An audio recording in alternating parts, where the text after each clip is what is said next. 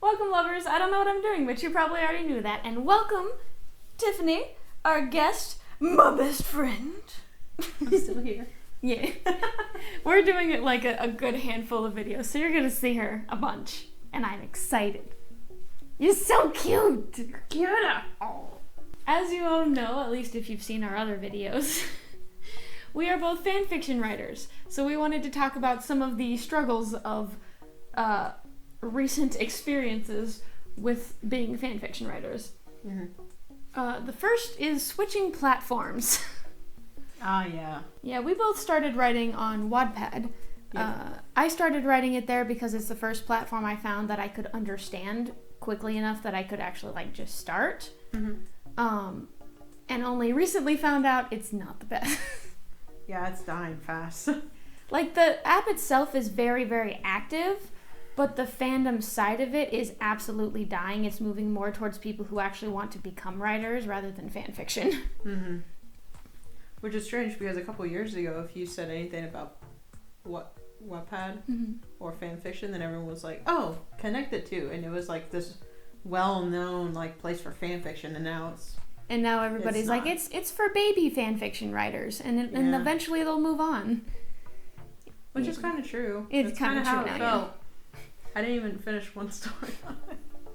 I think I realized that it was dying when I went to search for new stories in the niches that I read, and I could find absolutely nothing new. When I first started on there, I could find something new every couple weeks. Mm-hmm. There's nothing new anymore. It's mostly, I just reread the stories that I found on there. That's in my library. Mm-hmm. That's pretty much all I do, because then I'll go in and search for certain characters that I like, because I like the reader perspective. Yeah. Insert readers. And there's just been nothing. For months, and I kind of gave up when we switched over, but even last year it was not good. I do there are some really good ones on there, really amazing ones. One of my favorite is Dark the Friendly Ghost. Yeah. Where Dark was kind of this father figure to this kid who grew up and was she was a weird kid, but she was a wonderful person. And there was a whole backstory. It was great. It was so wholesome. I like how it wasn't the actual Dark. Yeah. It was just so cute. It was a nice change of pace from the usual Darkiplier stories. Yeah, it was a wholesome motherfucking story, and I love it. It's so good. Some stuff like that is great, but it's kind of hard to find new ones or decent ones now. Or even ones that are finished. That's a very big problem. That's the worst. I hate when I find a really good one and it's unfinished, and the last time they updated was 3 years ago. I read one. It was a Subnautica one. Oh. So good. It was amazing. And then there was only 3 chapters, and it had ended with the Aurora exploding. Yeah. And then the next chapter she had updated, and I was just like, yes, a new chapter. And she said, oh, when I was writing this, I was really in the fandom with Jacksepticeye and Marg, and now I'm not so much, and I have a boyfriend, so I don't want to write like this, so I'm not writing this anymore. And I'm just understandable, but sad. I don't know. I was sad. I was kind of sad. I remember finding it after you told me about it. Yeah. The description, the amount of description in the story was perfection. It was so good. And I liked how she put the characters in pretty good places where they would do well in. You know? It was really well. I actually, when I realized that Wattpad was seriously dying when it came to fanfiction, I actually went to TikTok and made a video asking for help. I was I don't know what other platform I should go to, because I have only ever used Wattpad. Mm-hmm. I found Quote V when I was in high school. I read 2 stories on it and I forgot it existed. I think that's where I started. But pretty much everybody who commented was hey, try AO3. And I was what's AO3? So I ended up looking it up and finding it and doing the whole sign up thing, waiting for the email. And I pretty immediately decided I absolutely love the platform, but it was still kind of a challenge to get used to it. Yeah, I'm still getting used to it, just a little bit. There's still a lot to it that I don't understand. The just like the dashboard itself on your own page. Yeah, it's a little confusing. I don't understand how to find certain things. I don't know how to join things, but as far as just writing my own stuff and then finding stories to read, it's so nice. It is. It's I organized. did have a hard time when I first started writing on it and went, wait, what's HTML? Oh, yeah. I accidentally typed up like 3 chapters in HTML and I forgot to put in the greater than paragraphs to separate them. So I learned how to do paragraphs in it very quickly. I found it and I saw that there was a button for plain text, and so I went with that because I don't know how to write in HTML. But it bothers me that you can't set it to automatically be on plain text. Mm-hmm. That's like one of the only thing that bothers me about it is you can't set it that way. Yeah. One of the difficulties I had with moving over was because I did already have a finished story or two. I wanted to move them over as well, but I didn't want to take them away from the people who just use Wattpad. Mm-hmm. So I ended up moving them over and putting a little note on the top of both stories in both of my accounts, in the Wattpad and in the AO3, saying this originated on Wattpad. So if you see the same story under this same exact username, it's still me. No one stole my story if it's over there. That's basically all I did, was be like, I didn't steal my own story. They messaged you saying, somebody took your story under your name. Yep. That's me. It's me. It's okay. I have the exact same username on both. Thanks for the concern. It's okay. Yeah. I didn't even finish my first book on Wattpad. Yeah. So I had to make a chapter explaining, saying, hey, I moved on because this one just isn't doing very well. And every time I go on, I'll check to see if there's any reads. There's nothing. Yeah. It's the problem that I had with Wattpad was at first I had a rating before I hit 50 reads. Mm-hmm. And then I was getting a lot of reads real fast because it was like rated like 9 on Jacksepticeye. Nice. And I was so proud of that. And then as soon as I passed 50, they took it away and I never got my rating back. Aw. And then I would even try and look it up, like on somebody else's phone. I think the ratings just kind of broke. It did. And I would look it up, like I'd put in my full name and my full story name and I couldn't find my story. Aw. Like not even on my, like I wasn't logged into my account. It was just gone. So I'm like, well, no one's even going to see it. Yeah.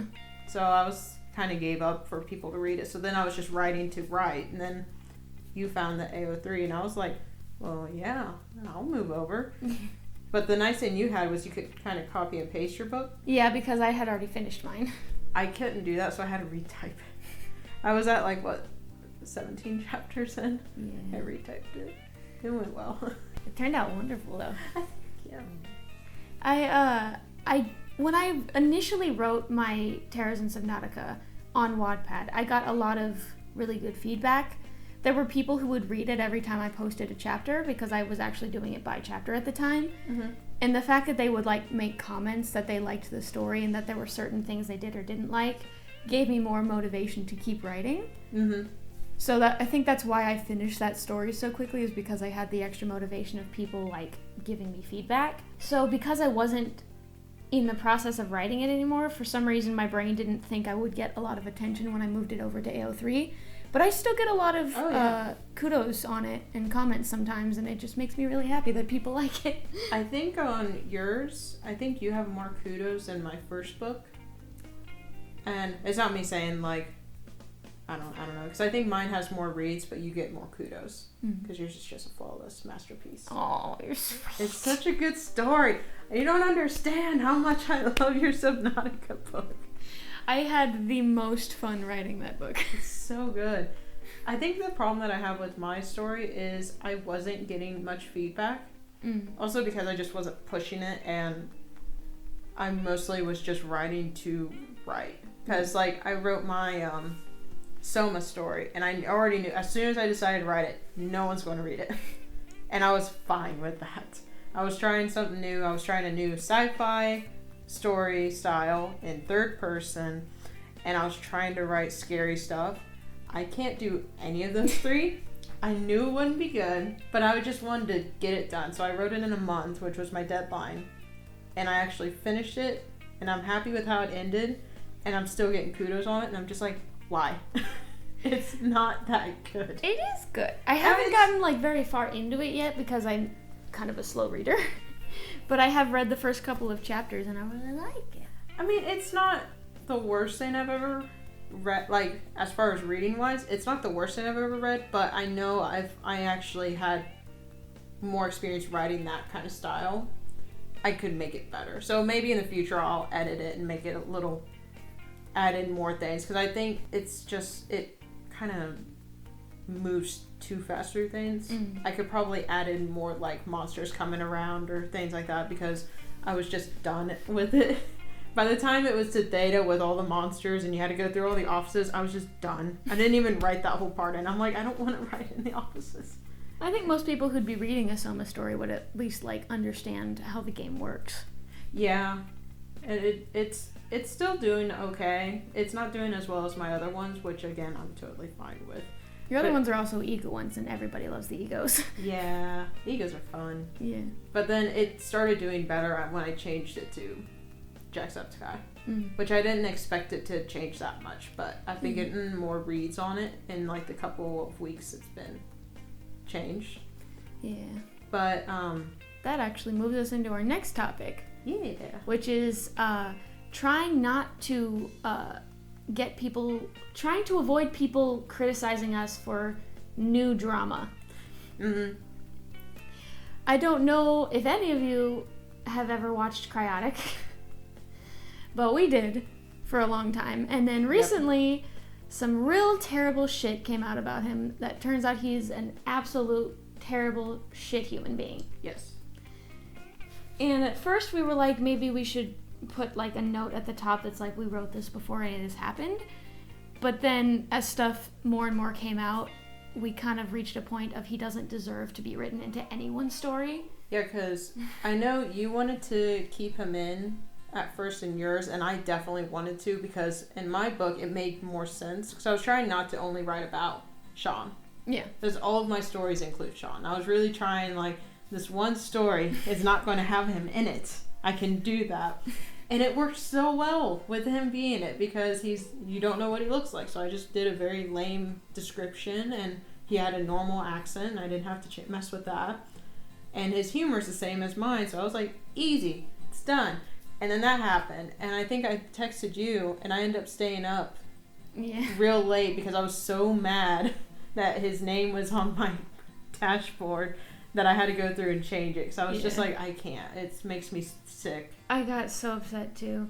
Like, we watched him and enjoyed his content for so long, and he's just, oh my god. I think I'd watched him since the Gmod days. Like early YouTube gamer things with Felix. Yeah. And then I'd watched him years and years all the time, watched a lot of his games and everything. Then when this came out, I was just like, oh, you kidding me? Be a good person. It was just terrible. I because he was in my Terras and Subnautica story, I had to then write him out of it. Yeah. But I didn't want to take away the character as a whole, because that character kind of became important. It was a really good friendship with Sean and the insert character. Yeah, it was like the three of them became like they're really close friends. So you had to have somebody that would be able to fill that place. Yeah.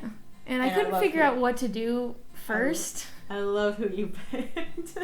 And then we were talking about her ego story, and I was like, you know what would be fun? If I made it so that Chase Brody was based on an actual person that Sean knew.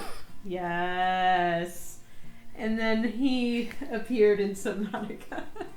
So Chase Brody is in my story as an actual person, but because I had it that he was based on a real person, I had a little more freedom in his personality. So it worked out really well, too. The most annoying thing was having to go through and change all the names. Yeah. But then we figured out shift? Like Control F, where you can just search all of one word on however many pages you have.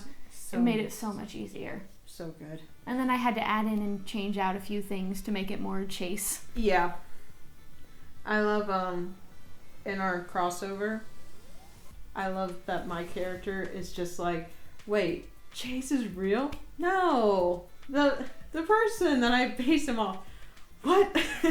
And then my characters were like, wait, Auntie is real and you're? Yeah. What the fuck? He's right there. We haven't even published the crossover yet. It's fine. Both of us are on our sequel books to the ones we started writing together. Like you did your sequel to your Ego story, and I did my sequel to Terras and Subnautica. So we're like, let's do a crossover since we're both on our sequel stories. It's very nice. It was so much fun. It was a little tedious going through and having to write a paragraph, and then read it to you or send you a picture, and then you'd write a paragraph. Yeah.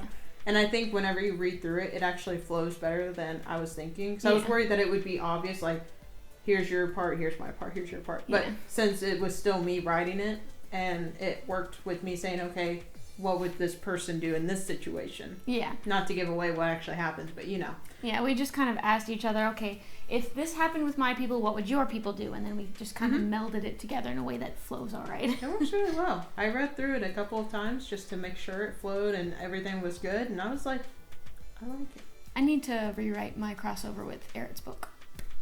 I need him to help me with his, because I have it all set up, it's all ready.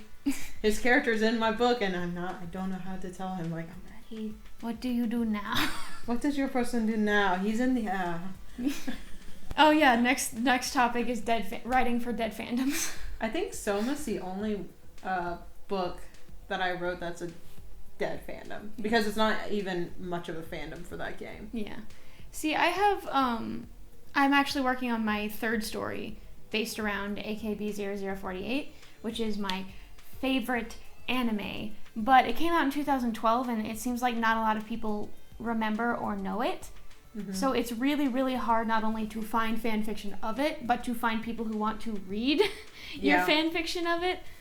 So trying to write something that you think people will enjoy is difficult when you don't get feedback, which is the problem you ran into. Yeah. I think your AKB, because correct me if I'm wrong, it was you would find stories, but they just either didn't make sense with how the anime went, or they weren't done, so then you were like, I can do this better. Yeah, I found most of the stories I found were like the story of Achan the 13th, which is the one that disappeared, and it's like her life before it, and most of it wasn't written in a way that made sense. Yeah. Like I could read it, but I wouldn't understand what I was reading. Baby fan fiction writers, people who haven't quite got their style yet, basically. And I wanted so badly for there to be a good AKB fan fiction just to have and to read. So I was like, I'm just going to go ahead and write one myself. Yeah. So that way I know that there's at least one out there, and then maybe I can find somebody else's and we can read each other since we already know how our own goes. Yeah. All that kind of stuff. So I wrote my first one, and I ran into the problem of, because the storyline is a little fragile when it comes to AKB in the sense of repetition. Because a lot of it is about shining and love and friendship and all that kind of stuff, and it becomes really, really repetitive if you're not careful about how you write it. Yeah. And because I didn't really have feedback, I just kept thinking, I really hope I'm not doing this badly. I think it was really, being somebody that had just watched the show and then reading it, I liked it a lot. It's good. I think a lot of the stories that I had read with Ryan, they were either, like, the only one that was actually good was he was like your neighbor, and like he, like, something happened, he's like, oh, I'll repay you with like coffee date, or not date but coffee, and then you go and talk to him and everything, and then he keeps you up at night because he's yelling and everything every Saturday because the live stream. Oh, yeah. And then your character's watching the live stream and you kind of notice, like, hey, it seems like it's the same person. So then you text him and you hear him through the wall going like, oh, hey, my phone's going off. And that's when she realized it. And then it ended. They didn't finish it. And I was like, I am lost. So that was how most of his fan fictions is. It's either zombies. The amount of fan fiction of his that is based in the Walking Dead video game. 90% is in that one game. It's either that or that kind of stuff where it's like, oh, he's my friend. Wait, he sounds like this YouTuber. It's kind of like that kind of thing. And so then whenever I did my Soma one, I wanted to make it different. Yeah. It wasn't a romantic one at all. It was just friendship through the screen in this horrible place where your character's scared, but that she has to, tough it out and save the world. And then whenever everything happened, I was actually bummed at first because I was like, it was really well done with him, and I liked it. And then I had to make it with Sean, and I probably could have picked somebody else. Yeah, but it's easier if it's somebody you're familiar with writing. Yeah, I might, like I said, if I ever edit it again, I might actually make it somebody else. I probably could do that, but it's just like, at that moment, that was all I could think of, was I need to get his name off. Yeah.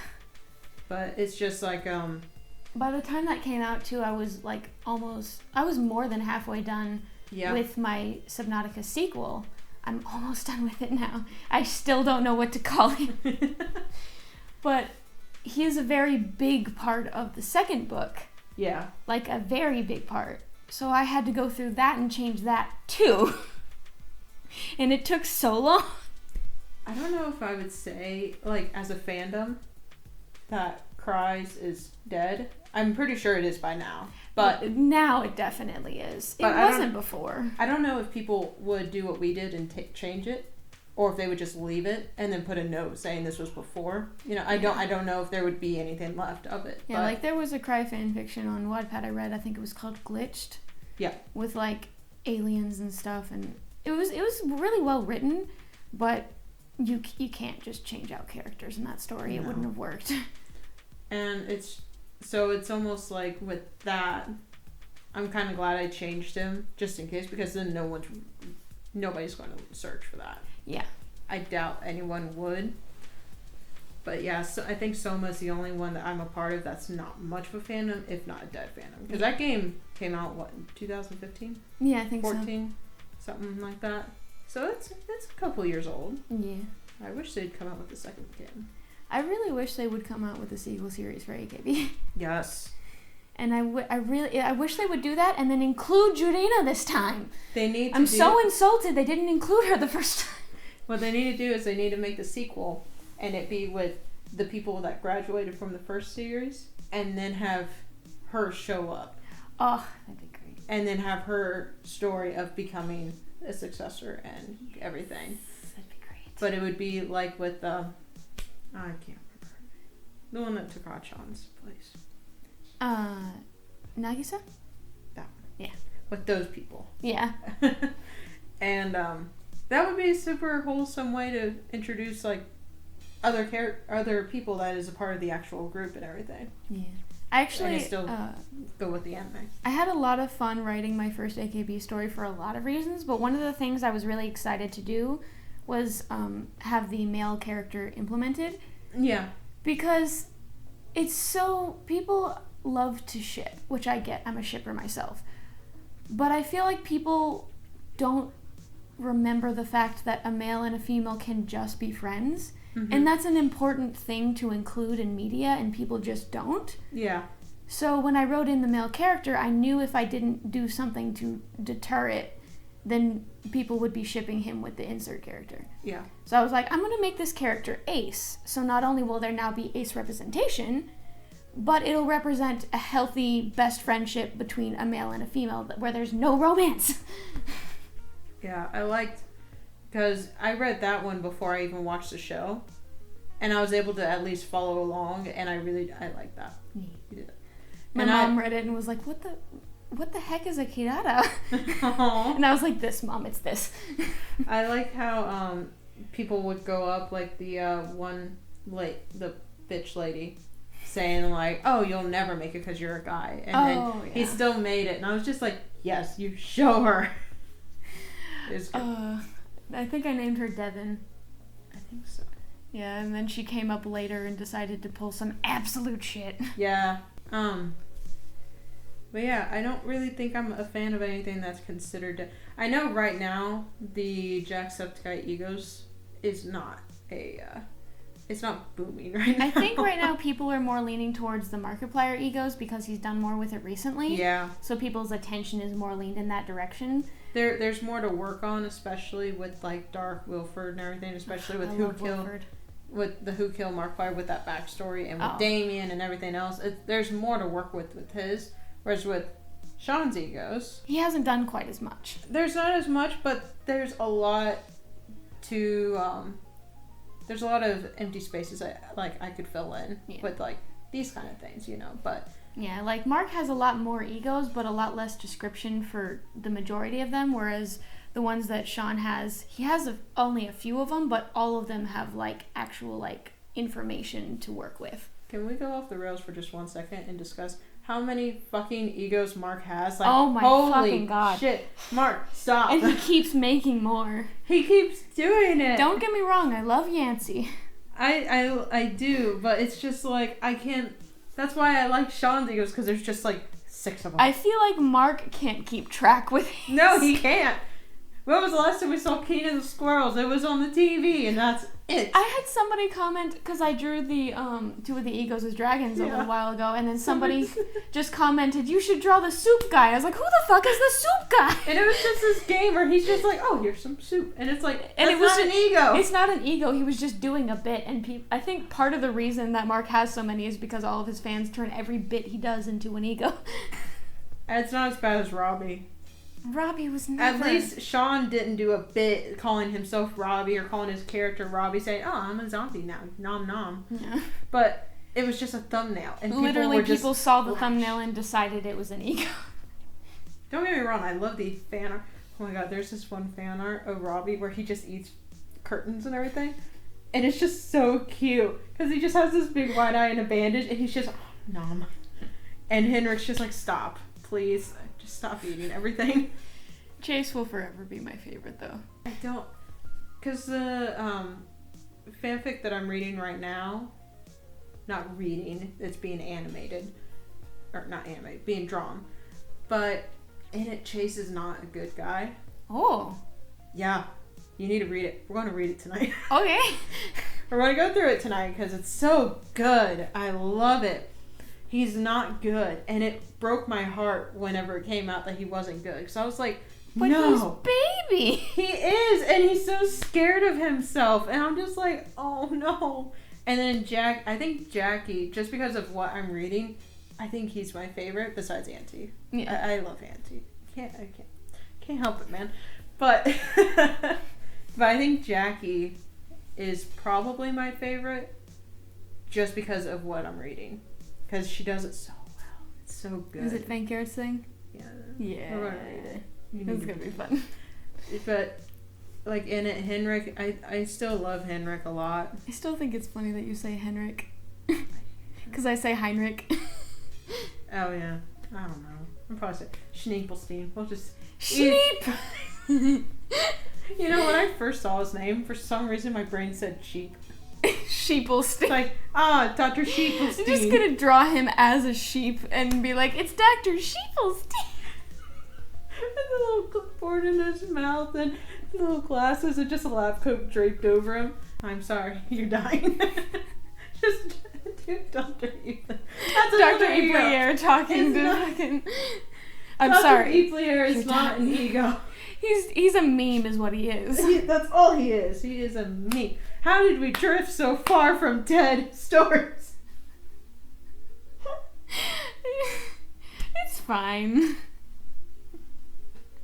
I liked how I started this website going off the rails for just a moment. And then about Mark's egos, and then it just... We're gone.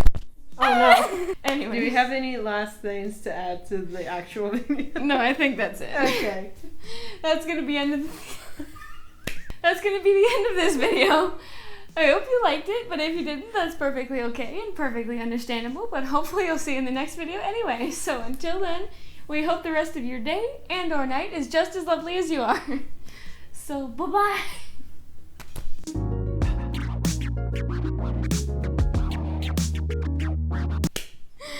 Fucking hell.